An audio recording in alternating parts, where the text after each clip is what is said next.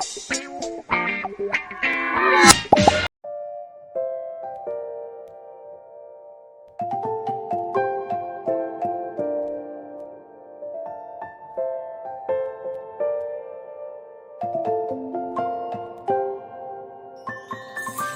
many places still undiscovered, but you're stuck in a blast of yesteryear. Forget all the problems just for the moment. That is the kind of story you should see.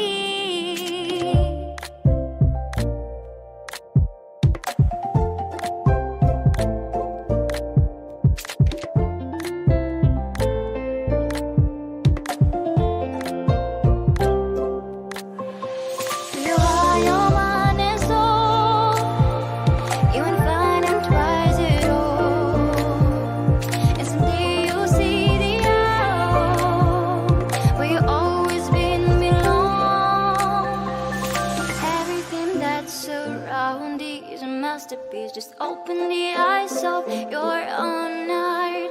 The trials of life bring